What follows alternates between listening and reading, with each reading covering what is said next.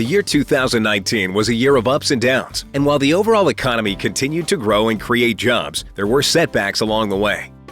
The unemployment rate in Clark County remained at a low 3.8% annual rate for the third year in a row. The county recorded its lowest unemployment rate of 3% in March. Clark County employment has continued to improve as well. For the first time in 8 years, employment in Clark County topped 9,600 workers. Revenue from the half-cent county sales tax for economic development generated more than $1.7 million for the first time. Construction of a $1.8 billion paper mill at Gum Springs has been delayed until there is some resolution to the ongoing trade dispute between the United States and China. Despite a visit in November by Governor Asa Hutchinson to Shandong Sun Paper, no real progress was made. A delegation from Clark County also traveled to China in mid-October to visit Shandong Sun Paper officials. Even though the project has been stalled, Alliance President and CEO Stephen Bell said Clark County has received several benefits from the Sun Paper project. These include the Economic Development Corporation of Clark County's ownership of one of the few 1,000-acre industrial sites in Arkansas, proof the site can win approval of an air permit, which is vital to attracting a large industry to Clark County, proof that a permit to withdraw water from the Washita River can be approved, engineering work for a complete rail spur to the site and for the construction of a public transload facility, completed soil and archaeological studies on the property. The site has been placed in an opportunity zone. All that information can be used to market the site to another industrial prospect. The EDCCC offered Sun Paper $10 million in incentives, but this was not in the form of a cash incentive. Instead, the funds were used to purchase the 1,000-acre property for the mill and to construct a rail spur that could be used by both Sun Paper and other Clark County industries. The EDCCC retains ownership of the property and also has engineered drawings for the rail spur. Georgia Pacific announced plans to invest $70 million at its mill in GURDON. The improvements will make the mill more efficient and give it the ability to quickly take advantage of any rise in market demand, meaning more jobs and more business for the local logging industry. Since 2015, GP has invested more than $100 million in the lumber and plywood mill. Capital improvements at the plant include installation of an advanced merchandiser that the company said determines best end product use, new panel assembly stations with state-of-the-art scanning systems, an upgraded power plant, software and security enhancements. Alcoa announced in January that it was selling its Gum Springs plant to a French-owned company, Veolia. Alcoa currently employs 70 workers at the plant, and Veolia intends to increase the number of employees as it grows its operation. Veolia is a global company with 8,000 employees worldwide and revenue of $30 billion in 2018.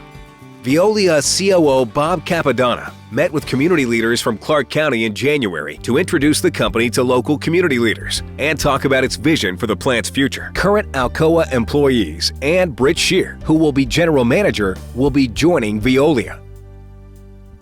Danfoss announced it will close its Gum Springs plant starting in June and scale down through December. There are currently 170 employees at the plant. Company officials said technology had made the compressors produced at the plant obsolete, and production had been on a steady decline for several years. Danfoss purchased the plant in 2006. It had 800 employees producing 600,000 units a year. Last year, the plant had 170 employees and produced 126,000 units. Danfoss had tried to keep the plant going by moving a production line from Mexico in 2015 with the help of the EDCCC. Alliance President and CEO Stephen Bell is working with the Danfoss Real Estate Division to schedule tours of the Danfoss building with industry recruiters.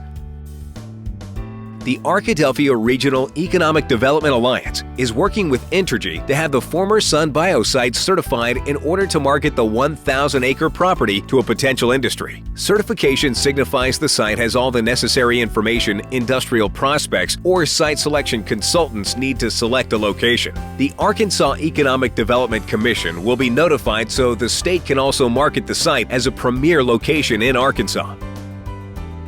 A company called Cookie Advantage began operations at University Plaza. The company produces cookie gift tins. The tins can be custom designed with company logos and sent to customers as thank you gifts or as a marketing promotion item. The Arkadelphia Alliance and Area Chamber of Commerce gave its full support to the Move Arkadelphia Forward campaign. The campaign supported the City of Arkadelphia's effort to pass a 1-cent city sales tax for infrastructure improvements and public safety. The tax will be for 5 years. City voters passed the sales tax with a 66% approval. The funds will be used for new equipment and training for the police and fire departments, developing and repairing streets and sidewalks, bettering storm drainage and utilities maintenance, and enhancing and maintaining public facilities. Alliance Executive Vice President Shelley Lowe worked closely with Arkadelphia City Manager Gary Brinkley to educate voters. The Arkadelphia Area Chamber of Commerce hired the Diamond Agency, an El Dorado advertising agency, to conduct a voter education campaign.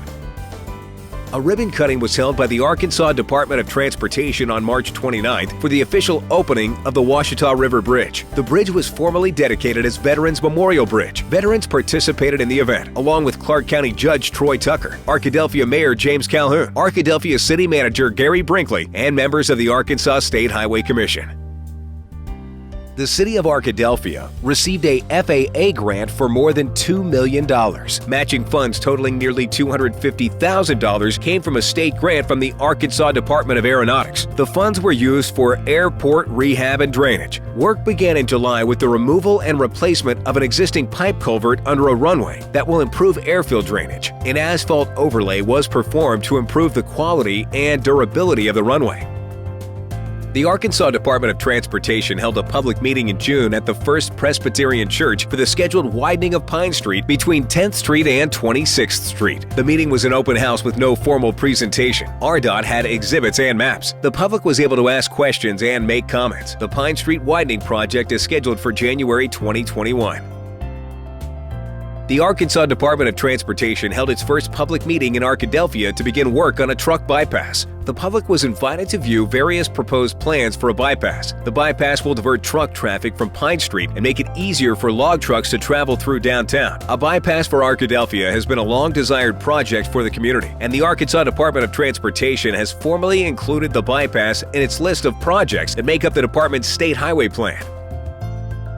The Arkansas Department of Transportation held a public involvement meeting in Bismarck in September. ARDOT plans to build a total 4.8 miles of new passing lanes on Highway 7 between Caddo Valley and the Garland County line. Most of the work will take place in Hot Spring County.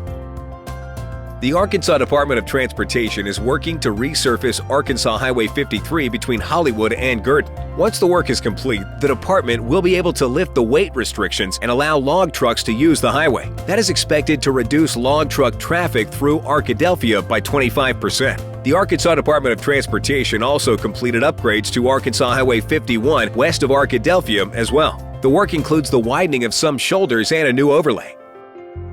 Alliance staff and other community leaders attended several economic development events this past year, including Arkansas Economic Development Foundation Luncheon, Arkansas State Chamber of Commerce Annual Meeting, Arkansas Economic Developers and Chamber Executives Annual Conference. Efforts to start a 400-home subdivision are progressing, and the Alliance is playing an important role while working with the City of Arkadelphia. Local industries and the two universities have told the Alliance a lack of adequate housing inventory is impeding their efforts to recruit professional workers. Arkadelphia City Manager Gary Brinkley said the new subdivision will pave the way for more businesses to locate near the subdivision. Arkadelphia Regional Economic Development Alliance and Area Chamber of Commerce held an open house in December for its new office building at 26th and Pine Streets. The new office includes a boardroom, expanded lobby, and individual offices for the Alliance and Chamber staff. As the front door of the community and the first stop for many visitors, the new standalone building gives a positive impression of the community's Chamber of Commerce and Economic Development organization. Class 8 of Leadership Clark County began in January 2019 with 24 participants. The program is designed with the belief that future leadership is critical to furthering the economic growth of our community. The class is comprised of emerging leaders who are committed to shaping the future of our county. Participants engage in a 9-month course covering topics such as Clark County history, education, agriculture, wood products, tourism, and state government. Class 8 of Leadership Clark County graduated in October. Henderson State University saw major changes in 2019. Dr. Glenn Jones resigned as president of Henderson State University, and Elaine Kneebone was named interim president. The HSU Board of Trustees voted unanimously in November to merge with the Arkansas State University system after an emergency $6 million loan from the state to Henderson State University. There was plenty of good news to report as well. Enrollment at Henderson State University increased this year. Overall graduate and undergraduate enrollment increased 15%, with more than 4,000 students on campus. Enrollment rose from 3,959 in 2018 to 4,037 in 2019. The Aviation Department added a new flight simulator to its training program. The Arkansas Department of Aeronautics awarded a $99,500 grant to Henderson to purchase the simulator. The 2019 fall semester marks the third consecutive year of growth in residential undergraduate enrollment at Ouachita Baptist University, increasing from 1,492 to 1,506 since last fall, fueled by growth in new students. Ouachita also recorded its largest residential enrollment since 2012, including undergraduate, residential, online, and concurrent programs. Ouachita's current enrollment stands at 1,633 students. Recent recognitions include Number 1, Best Value College in Arkansas by Niche.com. Number 2, Regional College in the South, a 12-state region by U.S. News & World Report.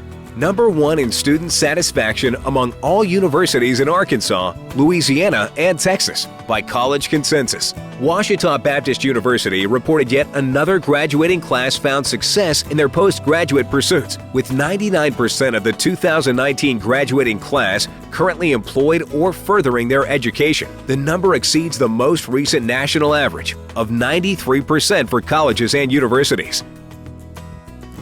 Arkadelphia Area Chamber of Commerce events in 2019 attended a groundbreaking by the City of Arkadelphia for the new Fairfield Inn & Suites Hotel being built by Milestone Properties. The hotel, which is part of the Marriott brands, is scheduled to open later this year. Ribbon-cutting events were held for the Ouachita Children, Youth and Family Services Center, which added several new programs. The center provides a variety of services, including a children's emergency shelter and domestic violence shelter, the new CHI St. Vincent Primary Care and Heart Clinic, the new short-term rehabilitation unit at Courtyard Gardens Health and Rehabilitation Center, the new Dawson Education Cooperative Building. The building features a commercial kitchen and meeting space available to the public.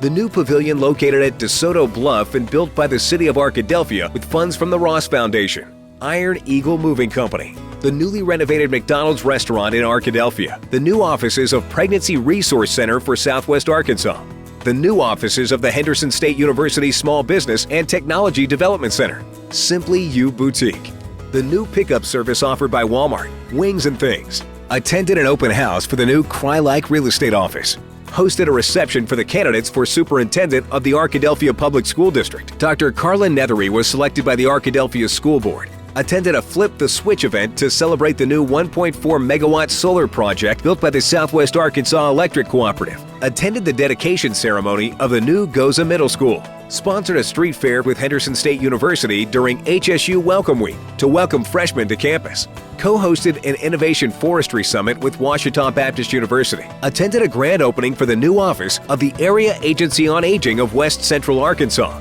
partnered with Downtown Arkadelphia to promote Late Till 8, which encourages small business to stay open for late-night shopping and dining.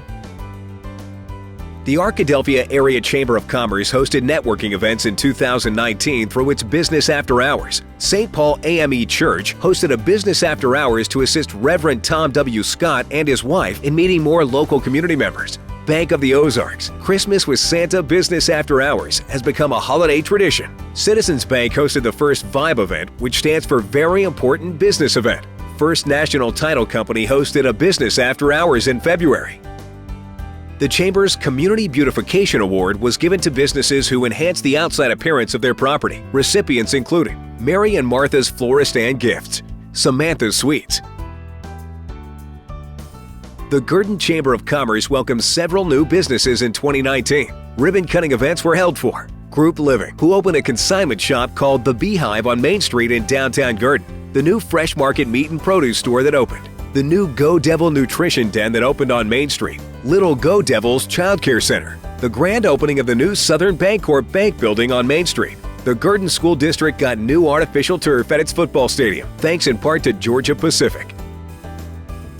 The city of Caddo Valley held a ribbon-cutting ceremony for their new children's play equipment in the city park. The equipment was purchased with funds from the Caddo Valley A&P Commission. A ribbon cutting was also held for the new red jalapeno Mexican bar and grill.